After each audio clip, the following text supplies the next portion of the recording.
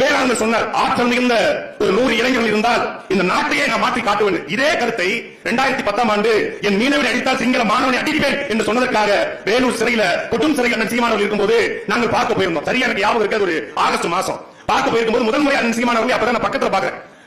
அப்போ பேரிவாளன் இந்த பக்கம், ராபர்ட் பயசன் இந்த பக்கம், 2 பேரும் பாடி கார்டு மாதிரி இருக்காங்க. சீமான் அப்படி உட்கார்ந்து இருக்காரு வேலூர் சிறையில. அப்ப என்ன யாருமே தெரியாது எனக்கு. நாங்க போயிருக்கோம் 5-6 பேர். அப்ப சொல்றாரு, என்னை பார்த்து சொல்றாரு, டேய் மது அருந்தாத, புகை பிடிக்காத, கொள்கை பிடிப்பு கொண்ட ஒரு 100 பேர் ஒரு மாவட்டத்துக்கு இருந்தா இந்த நாட்டை போட்டி போட்டு அது என் காலத்துல இன்னைக்கு வரைக்கும் ஒழித்துக் கொண்டே இருக்கிறது.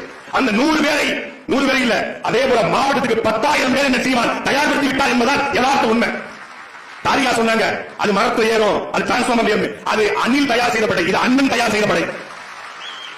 தமிழ்நாட்டு இளைஞர்கள் எல்லாம் தற்கொலைகள் என்ற சொல்கிற கூட்டத்தின் மத்தியில் நாங்கள் தற்கொலைகள், நாங்கள் தமிழ் தேசிய போராளிகள் என்று நிரூபிக்கிற கூட்டம் இந்த திருச்சி அரங்கை நிறைந்திருக்கிற கூட்டம். எல்லாரும் சொன்னாங்க, இளைஞர்கள் அரசியலுக்கு வரணும், இளைஞர்கள் நடத்துற போராட்டம் வெல்லும் அப்படின்னு. ஆனா உண்மையான இளைஞர் படை கொள்கை பிடிப்பு கொண்ட, கோட்பாடு கொண்ட, இலக்கு கொண்ட, லட்சியம் கொண்ட, எதுக்காக இந்த அரசியலை தேர்ந்தெடுக்கிறேன். இங்க கூடியிருக்கிற 1000 பேர்த்தையும் 1000 வரையொலி வைத்து மைக்க வைத்து கேட்டா எல்லாரும் சொல்வார் தமிழ் தேசியம் என்ற கோட்பாட்டிற்காக நாங்கள் களத்தில் சொல்றோம். நாம் வச்சின் கொள்கை என்ன, கோட்பாடு என்ன, இலக்கு என்ன, லட்சியம் என்ன, சீமான் ஆட்சிக்கு வந்தால் எப்படி தமிழ்நாட்டின் கடமை அடைப்பார், தற்சார்பு பொருளாதார கொள்கை என்றால் என்ன என்பது எல்லாருக்கும் தெரியும். இதுதான் அண்ணன் தயார் செய்து வைத்திருக்கிற படை. அங்க கொண்டு போய் மைக்க நீட்டினா உங்க கொள்கை தலைவர்கள் 5 பேர்ல யாரு கூட பிடிக்கும் கேட்டா, ப்ரோ அதெல்லாம் நான் எல்லா கூட்டத்துக்கும் சாட்டையை போட்டு அனுப்பிச்சு ஸ்லீப்பர்ஸ் அனுப்பிச்சு விடுறது, என்டர்டைன்மெண்ட் தேவைப்படுற பொலிட்டிக்கல் அதுக்காக அனுப்பிச்சு விடுறது. அங்க போய் கேட்டா இந்த அங்கே இவர் பேர் சொல்லுங்க, இவர் பேர் தெரியல ப்ரோ, ஆனா புதுசா வந்துக்கிற ஒருத்தர் எனக்கு பிடிக்கும், யாரு, செங்கோட்டை கொள்கை தலைவர். அப்புறம் இந்த இல்லங்க உங்க கட்சியில இருந்து ஒரு ஈரோட்ல கொள்கை தலைவர் இருக்கிற, ஈரோட்ல செந்தில் பாலாஜிங்க, செந்தில் பாலாஜி திமுகயா, ஈரோட்ல பெரியார், ஆமா பெரியார், ஆமா அவர் எங்க கட்சியில இருந்தார் அப்படிங்க.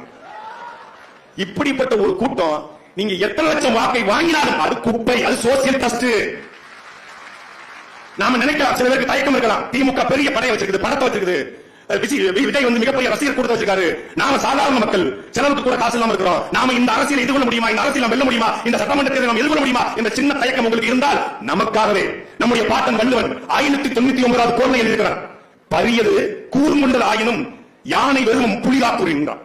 யானை உருவத்தில் பெருசுதாண்டா, எது யானை, அது ரெட்டை யானையோ ஒட்டை யானையோ, யானை உருவத்தில் பெருசுதாண்டா, பெரிய கொம்புகளை வச்சிருக்கா. ஆனாலும் ஒரு புலி தனித்து நின்றால் அந்த யானை பயந்து ஓட வேண்டாம்.